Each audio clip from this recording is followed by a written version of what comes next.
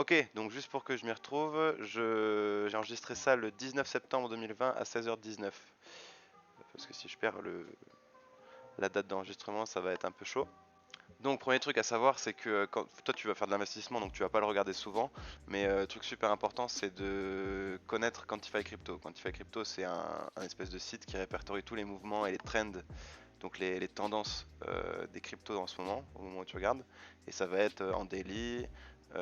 T'as aussi par rapport au Bitcoin, t'as le MACD. Bon, le MACD, c'est pas un truc que tu vas beaucoup utiliser, je pense, si tu fais pas de trading. Mais en gros, voilà, c'est un outil super utile. Non seulement tu as un coin screener là avec, tu vois, toute la liste des cryptos dans l'ordre des capitalisations de marché, donc de la thune en fait qui est dedans. Mais en plus sur le site tu as plein d'outils assez intéressants. Par exemple tu as la heatmap. Donc la heatmap c'est une heatmap tout simplement. Des cryptos, donc c'est au lieu d'être en liste, ils sont en carré comme ça et du coup c'est un peu plus visuel, tu vois. Donc tu as le link qui a pris cher récemment. Le Lend, donc c'est la plateforme que je t'avais montré de lending de crypto qui est bien dans le vert et tout, Xem pareil. Et du coup, tu peux avoir une bonne vue d'ensemble avec cet outil. En vrai, il me semble que si tu payes, doit y avoir un truc, forcément ils font pas tous ça gratuitement. Si tu payes, tu peux personnaliser à fond ton terminal d'affichage, tu vois, tu peux mettre exactement les outils que tu veux. Moi j'ai le truc de base. Du coup ça te donne juste les sentiments pour les principales crypto-monnaies, tu vois, genre la Bitcoin c'est 90% bullish, tu vois. Ça veut dire que le sentiment global des gens, c'est à l'achat. Ethereum, c'est neutre baissier. XRP, bon, XRP, ne t'intéresse jamais à cette crypto. En gros, si tu veux, ça fait 2 ans qu'elle est en train de baisser tout doucement. XRP, faut arrêter. C'est un espèce. En fait, XRP, c'est une crypto qui est basée sur les, euh, les transferts d'argent. C'est une crypto américaine. Et c'était un projet super ambitieux à la base qui a été bien hypé.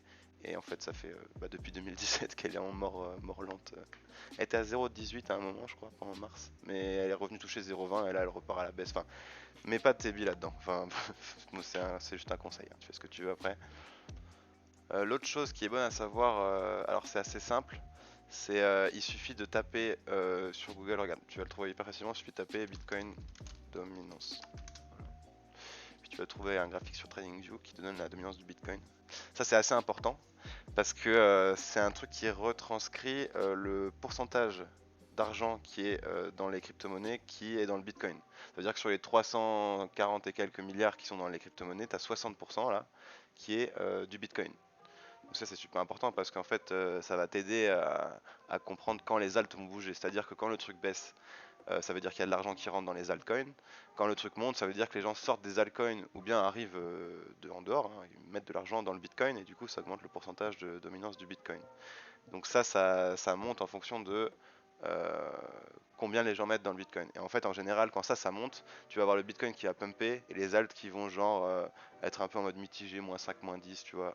Et donc voilà, c'est super important d'avoir toujours ça à l'œil quand tu décides de rentrer dans une crypto.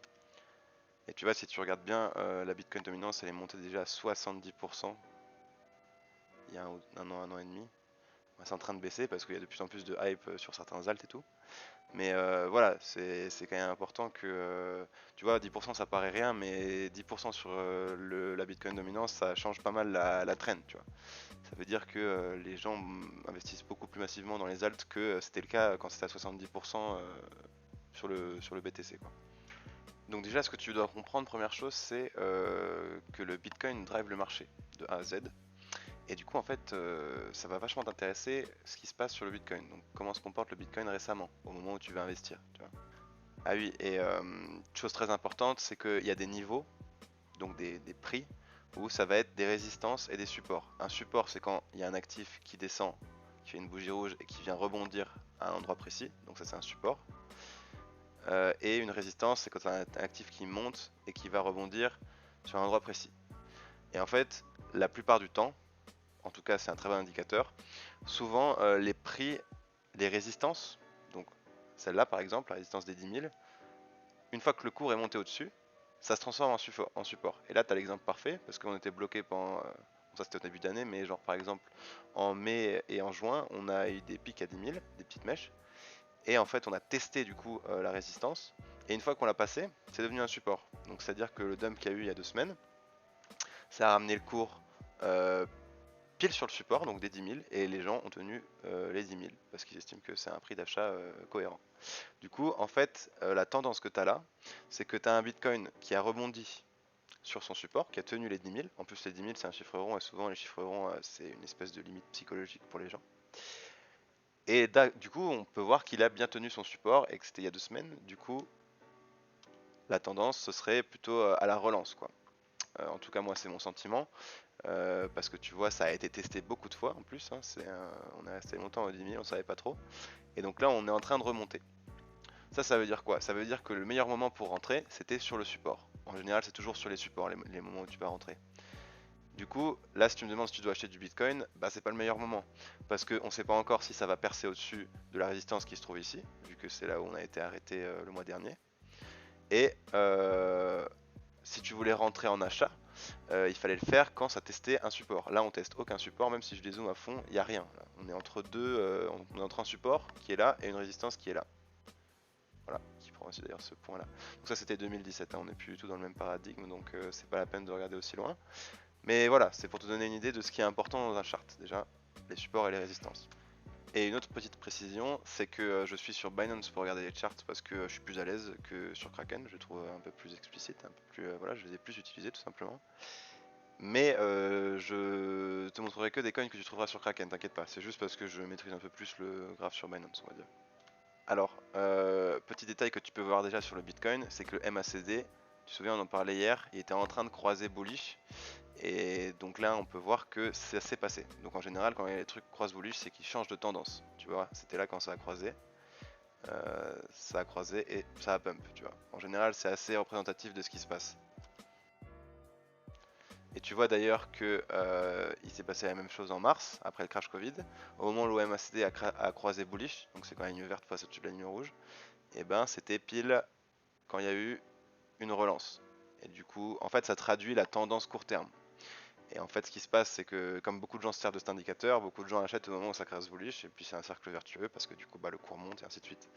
Donc c'est ce qui s'est passé pendant la relance. Et inversement, quand ça passe en dessous de la ligne rouge, ça veut dire que ça croise bearish, donc c'est potentiellement descendant. Mais ça arrive pas toujours. Par exemple, là, ça a croisé, mais c'est venu longer pendant longtemps, et du coup, tu as eu une tendance qui est restée un petit peu neutre, comme ça. Donc voilà, c'est un petit peu, c'est un indicateur. Et les indicateurs, s'ils avaient toujours raison, bon, ce serait trop facile. Mais en tout cas, ça peut être, voilà, le but, ça va être de trouver un maximum d'indicateurs qui vont dans ton sens quand tu prends une position, c'est tout. Parce qu'ils n'auront jamais 100% raison. Sinon, ben, on suivrait juste les indicateurs no brain et puis on serait tous riches. Donc, Kraken, c'est quoi? Kraken, c'est du coup un échange, un exchange de crypto comme Binance, un peu plus petit, je pense. Enfin, j'en sais rien. Je vais pas dire de conneries, je sais pas, mais j'imagine, parce que Binance c'est vraiment le leader. Mais je sais pas à quelle distance ils sont. Mais en tout cas, c'est très connu. Et c'est connu pourquoi? Parce qu'il n'y a pas beaucoup de frais de transaction ni de frais de retrait surtout. Parce que quand tu vas acheter des bitcoins sur Binance, enfin je sais pas si maintenant on peut le faire autrement, mais tu vas les acheter et ils vont passer par un partenaire et ils vont te prendre genre 2,5%. Alors que sur Kraken, ce qui se passe, c'est que ça va être comme un virement SEPA. En fait, c'est des virements SEPA globalement ce que tu fais sur Kraken en fait. Et du coup, bah, tu vas avoir les mêmes taxes que pour un virement SEPA. Bon, en général, ça va être genre tu vas payer 5 dollars quand tu retires 1500 balles, tu vois. Donc c'est vraiment pas beaucoup. C'est loin des 2,5% de Binance. Donc j'ai pas les chiffres exacts, mais j'ai un peu testé différentes choses. Et a priori, Kraken, c'est celui que j'utilise parce que c'est assez simple d'utilisation. En plus, c'est assez rapide en plus. Des fois, ça arrive en un jour quand tu retraites des dollars que tu as fait avec les cryptos. Des fois, le max que j'ai eu, c'est genre 3 jours. Et c'était parce qu'il y avait un dimanche et tout. Donc, c'est très, très très rapide. Donc, je vais changer les prix en USD. Voilà. Donc, je suis pas sûr, mais oui, si, je pense que c'est ça. C'est la liste du coup des 44 cryptos que tu peux acheter sur Kraken. S'il y a des boutons buy sell, c'est que voilà, on peut t'envoyer chez un partenaire. Et en général, bon, Kraken, le truc, la particularité, c'est que tu peux acheter que Enfin, ils listent en général les plus grosses cryptos. Si tu vas avoir des plus petites cryptos, il y en a plein qui sont sur Binance, parce que Binance, évidemment, ils listent 15 000 trucs. Et ça va être Poloniex, OKEx, des trucs un peu plus petits, mais un peu plus spécialisés dans le fait de lister tôt des petites cryptos. Kraken, c'est un peu plus, tu vois, un peu plus les mecs qui vont dans des boîtes bien commées, bien connues dans les villes où ils arrivent, plutôt que tester des petits trucs underground, tu vois. Donc ça c'est un peu plus l'état d'esprit de Kraken. Et d'ailleurs c'est pas plus mal parce que en tout cas en ce qui me concerne, je trouve que d'un point de vue réputation, voilà, au lieu de faire n'importe quoi et prendre tout ce qui vient.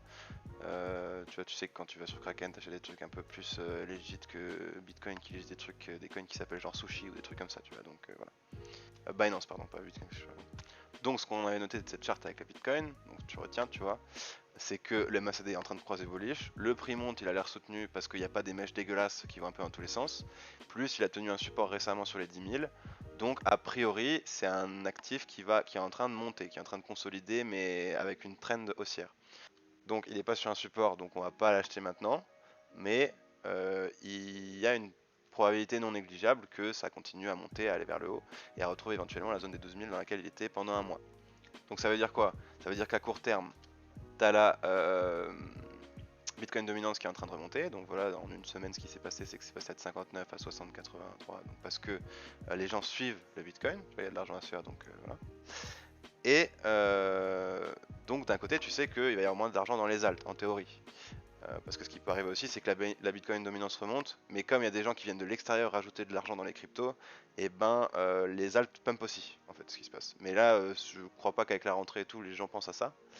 Même le retour des investisseurs, c'était plutôt en début septembre. Là, on est dans une période un peu molle, parce que les gens sont revenus de la trêve d'été. Ils ont déjà réinvesti, et ça n'a pas encore assez bougé pour qu'il y ait des gros mouvements. Donc ce qui se passe, c'est que, moi ce que je pense pour ma part, c'est que les gens sont un petit peu mitigés en ce moment sur le Bitcoin et sur la direction que ça va prendre. Mais là, vu que ça a croisé bullish récemment au niveau du MACD et que on a quand même un sentiment assez positif, enfin de ce que je vois par exemple sur mon crypto Twitter, bah tu peux te dire que ça pourrait bien continuer à pumper donc du coup vers la zone où on était il y a un mois. J'avais pas trop de raisons que ça le fasse pas, tu vois. Là il y avait la rentrée, il y avait le retour des investisseurs, il y avait des contrats à terme qui se fermaient donc ça a baissé et puis c'était un retour. Et en fait si tu veux ça c'est limite c'est sain. C'est sain d'avoir un retest d'une zone de support parce que ça montre un peu la résilience du Bitcoin, tu vois. Et vu qu'il a bien testé ses 10 000, longtemps en y était et que c'est bien reparti, moi je trouve que c'est vachement bon signe ça en tout cas.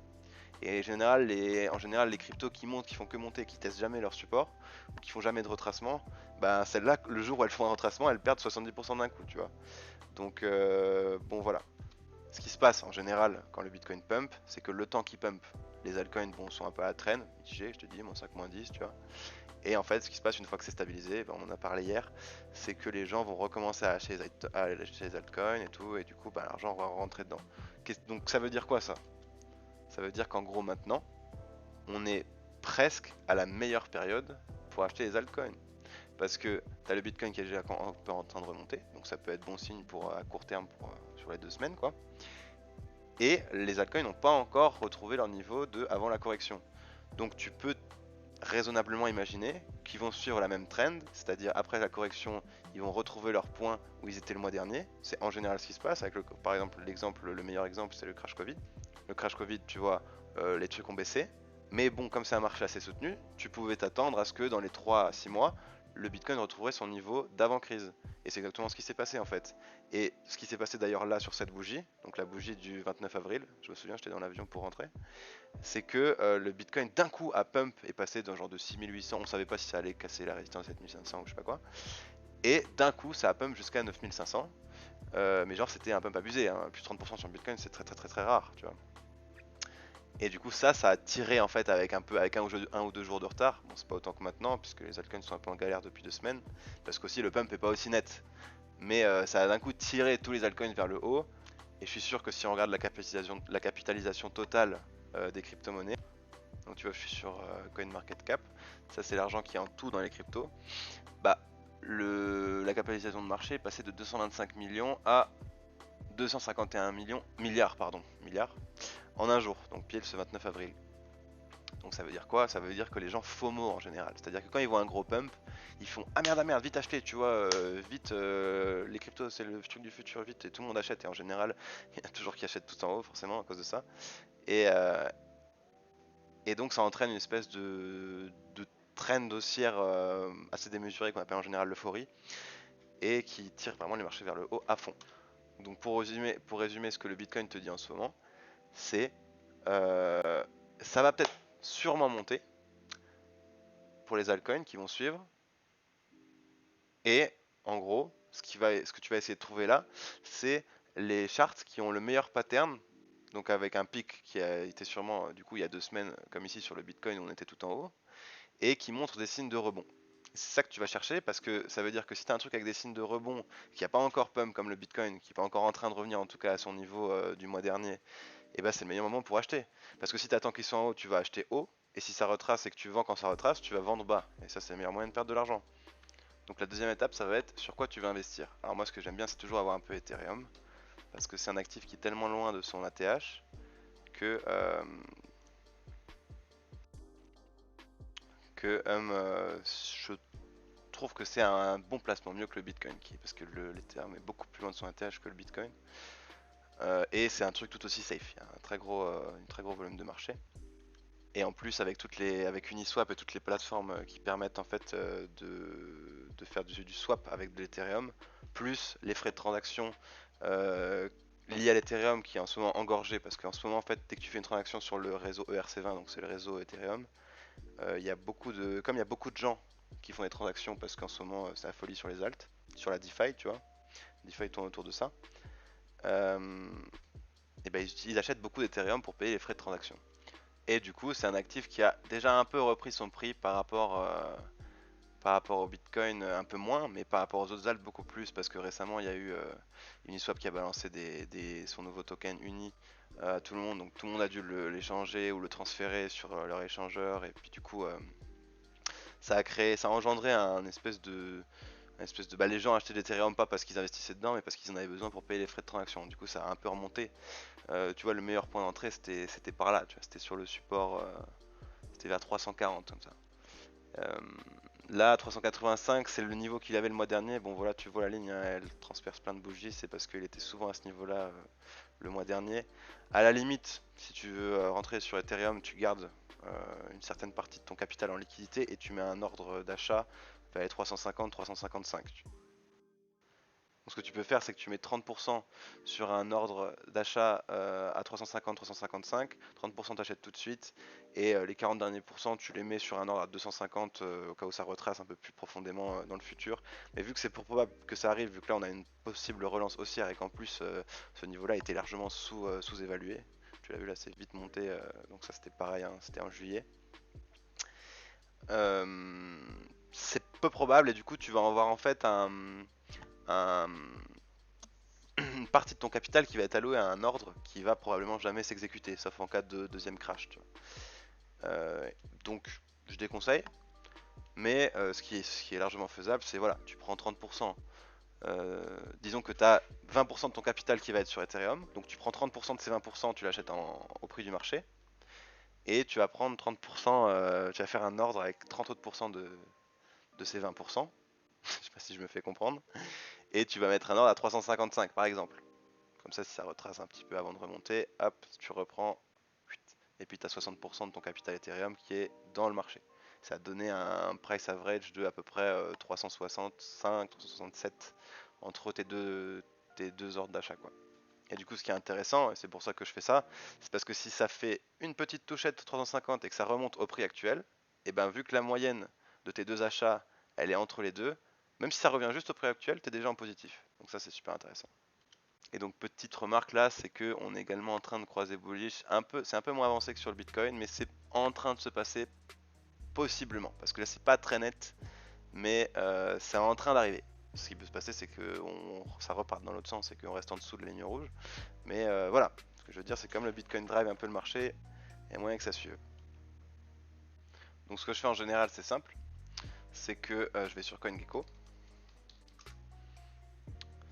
et sur CoinGecko, donc c'est la liste de toutes les crypto-monnaies. En fait, CoinGecko c'est pas un échangeur, c'est juste un site qui liste toutes les charts de tous les coins qui existent, presque, mais vraiment c'est les premiers à lister en général, et c'est assez complet.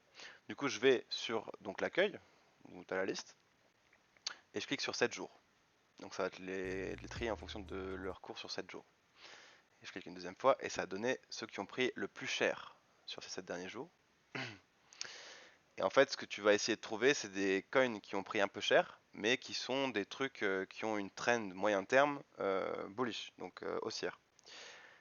Et donc tu sauras que C'est un peu, ça te donne les soldes en fait, ça te donne quelles cryptos sont au meilleur prix en ce moment quoi. Après évidemment il y a un tri à faire parce que là t'as la crypto numéro 81, la crypto numéro 86. Là c'est Sushi, c'est un truc qui a été dumpé à fond il y a un mois parce que le propriétaire a tout vendu. Et du coup bon faut faire le tri. Mais c'est pour ça ça donne un espèce d'axe, un espèce d'angle d'entrée sur les trucs qui performent en ce moment. Vers le bas bien sûr. Mais sur le moyen terme qui performe bien. En fait, si tu veux, tu fais juste un tri. Là, tu vois que Chainlink, qui est numéro 8, donc c'est une grosse crypto, c'est un oracle. Donc un oracle, c'est juste un espèce de comparateur de prix, un programme qui compare les prix automatiquement et qui est en partenariat avec beaucoup de projets liés à la crypto. Et donc tu vois, le truc a pris moins 17% récemment, donc tu vas voir. Hop, moi je suis sur Binance, mais tu peux le faire n'importe où. Du coup, Link USDT, qui doit être quelque part par là. Donc tu vois quoi? Tu vois que en août, ça a fait un espèce de méga pump. Je crois bien que c'est la TH même, si on regarde, ouais. Et qui était lié à plein de bonnes news qui sont entrées. Les gens ont hype autour de ça, voilà. Donc c'était à 20 $. Donc le truc, c'est qu'il y a deux scénarios là. Soit c'était une hype et un FOMO de tout le monde général qui a fait que ben, le prix était largement surévalué jusqu'à 20 $ et que le truc a retracé, mais pas par rapport à un retracement, mais plus par rapport à une espèce de... Tu vois, les gens ont découvert que c'est... Ils se sont rendus compte que c'était surévalué et ils ont tous commencé à vendre. Donc tu vois, il a tenté de rebondir là pendant le mois d'août. Ça, c'est ce qu'on appelle un dead cat bounce.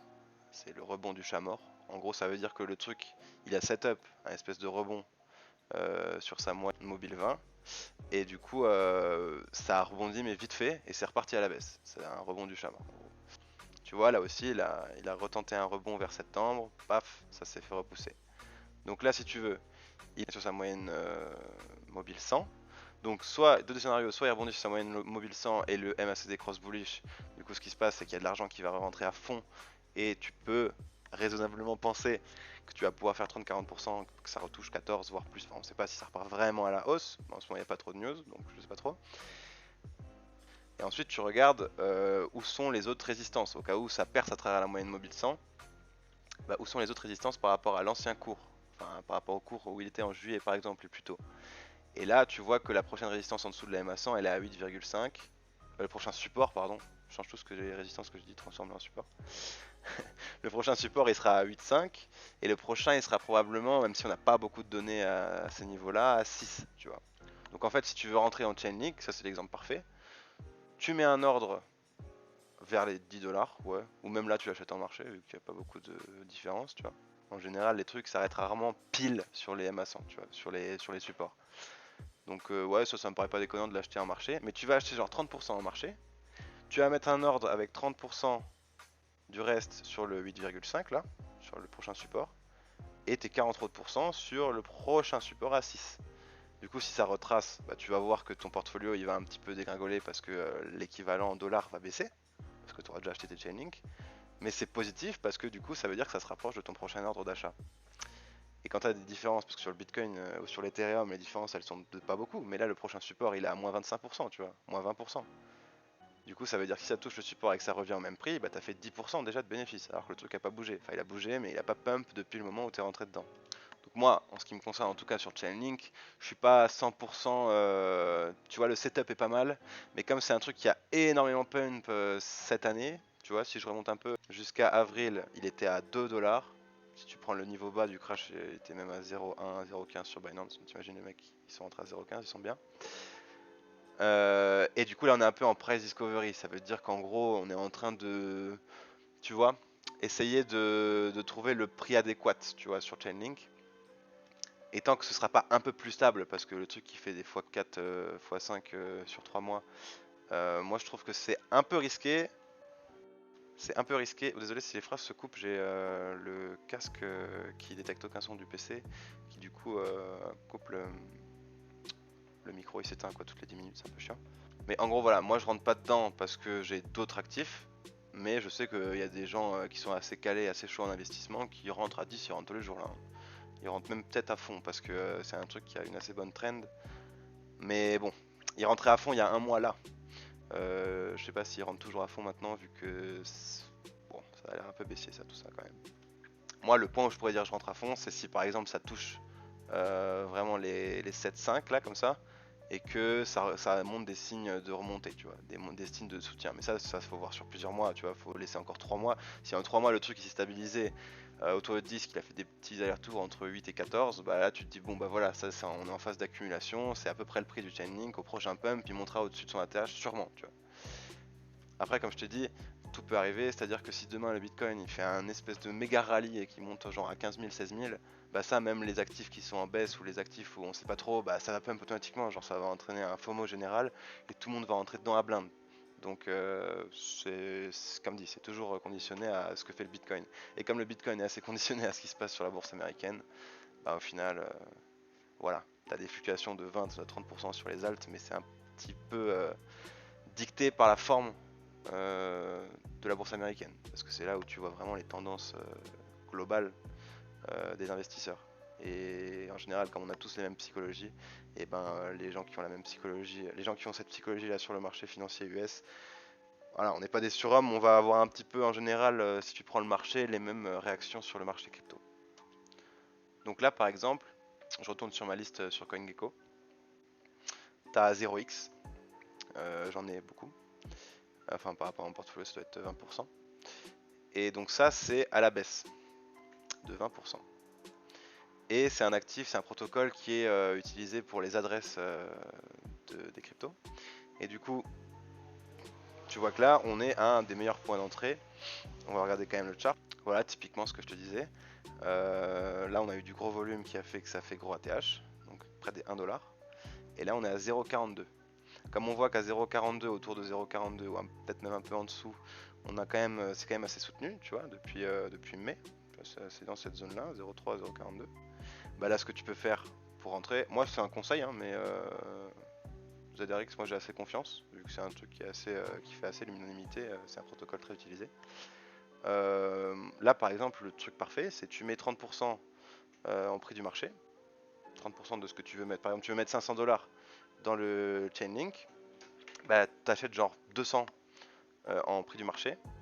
Tu vas mettre genre un ordre à, disons, où est-ce qu'on a un support ici à peu près, à 0,38 à peu près, donc tu mets 30 autres pourcents, et les 40 autres pourcents, tu les mets là où c'est vraiment le bottom du cours depuis le crash Covid, enfin depuis le pump qui a fait que c'est revenu au niveau d'avant crash Covid, il me semble. Enfin, même on est carrément même déjà au-dessus, ça veut dire que le truc est vraiment très très soutenu. Et tu mets un autre ordre du coup à 0,30. Et du coup ton prix de revient total, il va être à peu près 0,35. Et comme la TH il est à 1$ presque, bon, le truc que s'il remonte dans les 0,60, bah t'as fait x2. Donc voilà. Par contre, faudra pas oublier de sortir, bon ça je t'expliquerai plus tard, mais là on parle déjà d'achat, mais il faut pas oublier de sortir quand tu dois sortir, c'est-à-dire prendre tes bénéfices en fait. Parce qu'il y a des gens qui, une fois que le truc fait les bénéfices, ils se disent voilà, ils s'enflamment et tout, ils se disent putain ça va encore monter, ça va encore monter. Le jour où ça baisse, ils ont rien vendu, au final ils avaient eu la bonne vision à la base, mais comme ils ont pas pris leur profit, ils ont perdu de l'argent. Voilà. Alors juste une petite précision pour ce qui est des actifs qui sont listés qui représentent la DeFi. Je crois pas qu'il y a sur Kraken, donc ça te concerne pas trop. Mais tout ce qui est Wi-Fi et YFI, c'est genre des actifs très comment dire, volatiles et qui ont été listés il y a pas longtemps sur le marché. Du coup, on n'a pas vraiment de retour par rapport à ça. C'est un truc qui vient juste de percer. Donc même si le truc il a commencé à 6$ et qu'il est à 31 000 et qu'il fait des pics à 42 000 machin, en plus c'est un token de gouvernance, tu vois la Wi-Fi, ça veut dire que ça représente aucune valeur, c'est juste un truc pour voter. Je te conseille en fait d'investir là-dedans tout de suite. Peut-être que ça va faire encore x4 et que ça vaudra 120 000 et que tu te diras oh merde j'aurais dû en acheter. Peut-être aussi que ça va faire diviser par 10, tu vois. C'est un truc assez neuf, on sait pas comment ça va faire dans le temps. Du coup voilà, moi je me base sur des projets assez solides et sur des trucs qui sont plutôt viables à moyen long terme. Ça on sait pas si ça va être viable à long terme en fait. C'était il y a un mois que ça a commencé, donc voilà. Et tu vois, même s'il y a 1 milliard dedans, hein, c'est vraiment des gens qui FOMO et tout, ou bien qui font du swing, tu vois, genre qui achètent à 30 000, qui revendent à 40 000, qui achètent à 30 000, qui revendent à 40 000, et ils se font des trades comme ça. Bon, ça faut quand même être au taquet. Donc là, premier truc que je te conseille, c'est KNC, Kyber Network, qui est une plateforme liée à la DeFi, mais qui n'a pas attendu la vague d'il y a quelques mois pour exister. et qui est en général un actif qui est assez bien coté. Les gens sont quand même chauds sur Kyber Network, il y a un gros volume, 200 millions. Et en fait, si tu veux, donc c'est pareil que toutes les plateformes liées à la DeFi, c'est un token de vote, mais qui est sur un peu plus long terme, donc on a un peu plus de données pour Kyber Network. Et en fait, tu vois, si je cherche KNC et qu'on regarde le chart, si je dis pas de conneries, voilà, voilà en gros. Sur Binance, listé sur Binance depuis le 13 juin, il a fait des pics à peu près à 2 comme ça, et là il a v'là retracé sur les 1$ jusqu'au 1$, donc qui est son support sur Binance d'ailleurs, je suis jamais passé en dessous. Donc là il y a deux scénarios, soit le truc continue à se péter la gueule et faire et aller genre 0,5 et tout, soit repump, revenir à son niveau d'avant de cet été quoi. Ce qui est pour moi un peu... ce qui est pas déconnant. Parce qu'en fait si tu veux il y a énormément de personnes qui utilisent le réseau KNC et puis même en plus c'est un truc qui est plutôt lié voué à être... J'ai l'impression que c'est assez pro en tout cas. C'est ma vision, je connais pas tout sur tous les tokens tu vois. Mais là 1$, rien qu'avec le chart, pour moi ça me paraît un point d'entrée vraiment pas dégueu pour Kyber Network. Après comme je te dis c'est le seul truc que je te proposerais qu'il ait à la DeFi. Parce que c'est vraiment très volatile tu vois cette histoire. On verra, peut-être dans un an ce sera installé, les trucs ils ont pris x10. Mais là si tu veux, le mieux t'as un peu de billes dedans mais bon voilà. Donc là si tu veux, pour moi KNC t'en achètes, tu prends 15% de ton portefeuille, tu prends du KNC, là de toute façon tu vas pas mettre des ordres à 0,75 hein. Le truc qui est tout en bas de sa charte donc voilà. Tu mets une petite somme mais genre c'est bien d'en avoir en fond de portefeuille quoi. Donc tu vois là par exemple je suis sur CoinGecko, il a été listé en juin sur Binance, ça qui a fait un peu le pump hein. Et du coup tu peux voir que les points bas à l'époque c'était voilà, on était sur des 0,5, 0,5. Non en vrai avec du recul là je te dirais divise quand même. Tu prends 50% de ta truc alloué à KNC maintenant et tu mets un autre ordre à 0,6, un truc comme ça. Enfin, c'est à toi de déterminer aussi hein. 0,6 ça me paraît être un support, là il y a un autre support à 0,43. Après ça c'était au lancement donc voilà, c'est quand c'était un peu en mort cérébrale. Et puis ça a repris du poil de la bête. D'ailleurs je me tâte à en acheter hein, parce que là c'est pas dégueu comme point d'entrée j'ai l'impression. Donc tu reviens sur CoinGecko, tu as quoi? Ah Tezos, tiens en ce moment moins 10%, mais pourtant Tezos c'est une grosse monnaie, 1,6 milliard de capitalisation. Quand ça se fait c'est un peu à la baisse. Mais bon il y a 1,6 milliard dedans, donc tu peux te dire bon les gens qui vont acheter ils vont soutenir, tu vois, ils vont pas se barrer là à 2,33. Surtout que 2,33, si on retourne sur Binance, voilà paf, Tezos c'est XTZ. Ah j'ai un peu fail. Non mais tu vas pas me faire ça deux fois. Voilà. Tac, j'ai dézoomé un peu, donc ça c'était donc le crash Covid fameux. De toute façon dès que tu vois un gros trou dans un chart c'est le crash Covid. Du coup ça c'était vachement hypé avant le crash, c'est même monté jusqu'à 4, petite mèche à 4. Crash Covid, hop, le truc s'est stabilisé, en 2 mois c'est revenu à peu près 2,7, 2,5. Et là on est en dessous de ce point là, hein. Ça veut dire que là on a des niveaux où c'était un mois après le crash Covid. Donc ça a percé, genre c'était cet été, je sais plus exactement quand, voilà, août à peu près. C'est monté jusqu'à 4,50. Et là on est redescendu à 2,3. Donc ça c'est pareil, une fois que le Bitcoin aura fini de valider son pump, ce truc là il va probablement revenir visiter les 3, 3,50 voire 4. Et du coup là ben t'entres maintenant, t'as un putain de point d'entrée. Donc là pareil tu divises, tu fais 2,3, tu mets 50% de ton truc à 2,3 vu que c'est déjà un bottom tu vois. En plus c'est un support. Donc là tu mets 50%, tu mets un autre 50% là. Non mais là c'était niveau pré-crash Covid. Enfin moi je suis rentré là, j'ai plus de... J'ai tout hein. J'ai tout rentré avec XTZ hein, parce que là ça reviendra pas à des niveaux de crash Covid, tu vois. Avec 1,6 milliard de capitalisation, c'est un protocole qui a prévu de changer des choses dans les adresses. Bon après, c'était la crypto numéro 8 à un moment, là c'est la crypto numéro 18. Le truc est vraiment en recul quoi. Il se fait dépasser par... il y avait une hype DeFi, donc il y a eu pas mal de trucs qui sont passés devant. Chainlink qui est passé devant, je me souviens, Polkadot aussi. Pareil, c'est un autre réseau.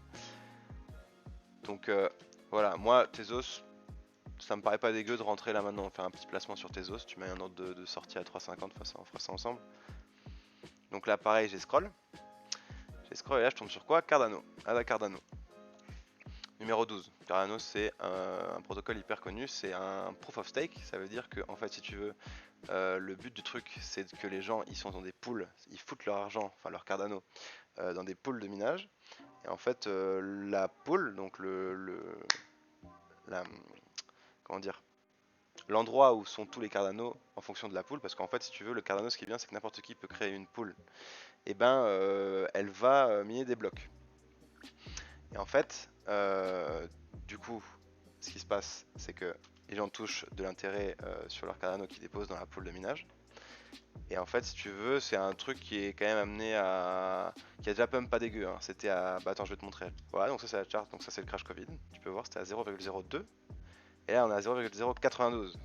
Ça a déjà pas mal monté. Et surtout, on allait toucher les 1,54. Enfin, les 0,154, pardon, je me bourre à chaque fois sur ADA. Ça c'est quand ils ont sorti le fait qu'on puisse mettre l'argent dans les pools, tu vois. Ça s'appelait la Shelley Update. Et en fait si tu veux là pour moi on est sur des niveaux, bah en fait si tu veux j'en ai acheté hier moi. Parce que c'est des niveaux où ça reviendra probablement pas sur des 0,05. Parce que ça c'était vraiment, ils avaient même pas encore annoncé l'update quoi. Et ça me paraît être, je pense que si on fait un Fibo là-dessus, tac, donc on est entre le 0,382 et le 0,5. Donc j'ai du mal à croire que ça retombera jusqu'au 0,618 qui est à 0,07. Moi j'aime bien ça, j'aime bien ce niveau 0,092 parce que ça veut dire que si ça revient dans ce range là, tu auras déjà fait plus 40% en fait, si ça revient entre 0,13 et 0,14.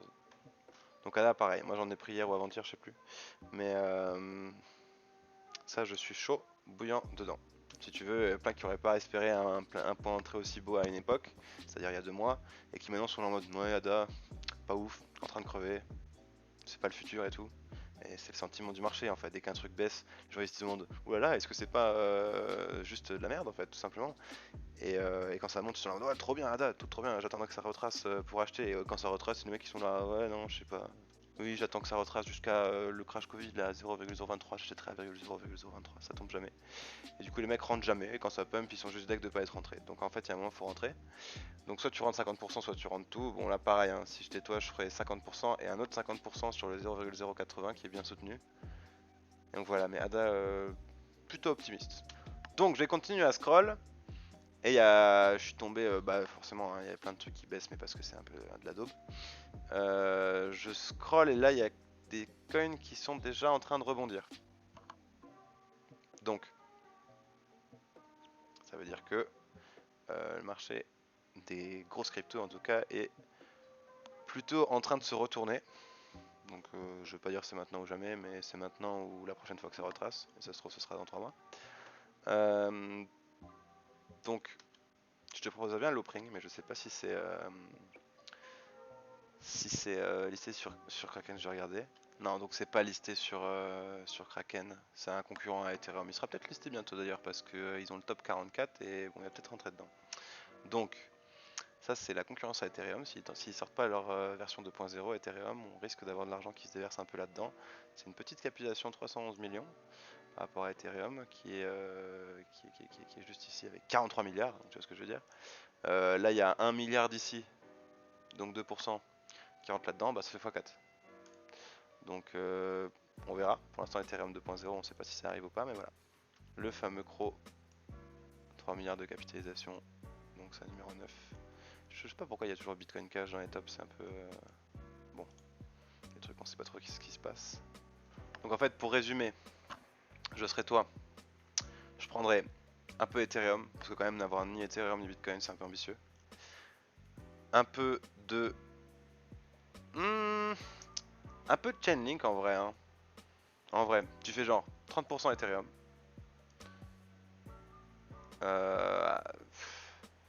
Bon après, soit tu l'achètes au prix du marché, soit tu fais... non, divise. Fais du 50-50. T'as pas beaucoup d'argent, donc fais pas non plus un 30-40-40. Un 30-30-40, pardon. Mais prends la moitié en prix du marché et mets un ordre d'achat à 350 sur Ethereum, tu vois.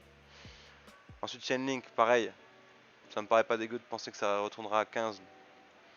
Tu achètes la moitié là à 10 et tu mets un ordre à 7,50. La moitié. Litecoin, moi j'en ai, je sais pas vraiment si ça va pump ou pas. Mon prix de revient, ça doit être 52 $, comme ça. Donc prochain pump, je suis positif. Mais à voir. Ça me paraît pas étonnant d'avoir un peu de Litecoin. Donc moi, si tu veux, si je devais te faire une liste, Ethereum, Chainlink, Litecoin, Cardano, ADA Cardano, et éventuellement Tezos. Non, même carrément Tezos. Tezos Go. Et voilà, tout le reste, c'est des trucs qui ont pumpé cet été. C'est qu'il y a une raison, hein, mais si tu veux, il n'y a pas encore de stabilisation du prix. Tu vois, Wi-Fi, début de vidéo, il était à 32 000, à 30 500, donc le truc bouge à mort. C'est un petit peu tendu d'investir là-dedans maintenant. Et à la limite, un truc en rapport avec la DeFi du genre KNC, un truc comme ça. Je sais pas où il est KNC. Théo KNC. Et ZRX. Bon, alors attends. Je vais écrire ça sur un document. Donc voilà, si tu veux, bon, je t'ai fait une petite liste de ce que moi je pense pas déraisonnable à investir maintenant. Je précise, vu que je vais mettre ça sur YouTube pour que tu la vois, que ce n'est pas un conseil en investissement et que je ne suis pas responsable des éventuelles pertes de capital. Donc on a du coup un petit exemple. Tu feras les calculs toi-même et puis tu le feras après, je sais pas combien tu veux mettre exactement. Mais je vais te le faire avec Ethereum. Bon, Ethereum, on va dire que tu mets 20%. Imagine tu as 1000 balles. Tu mets 200 balles dans Ethereum. Tu achètes donc 80 balles au prix du marché. Ensuite, tu mets genre 80 balles à un ordre d'achat à 355. Et ensuite, tu mets 40 balles à un ordre d'achat à 280. Et tu fais ton calcul du coup pour tout le reste. Et voilà, ça me paraît pas trop dégueu comme portefeuille. Donc voilà. Et puis après, pour les ordres de vente, je t'expliquerai plus tard. Je t'expliquerai lundi ou mardi, on verra. Hop, je sais pas si t'as vu ça jusqu'au bout, mais le plus important c'est surtout ça. C'est juste que j'ai filmé le reste pour que tu vois un peu le cheminement et le raisonnement, tu vois. Donc voilà. Hop, ciao.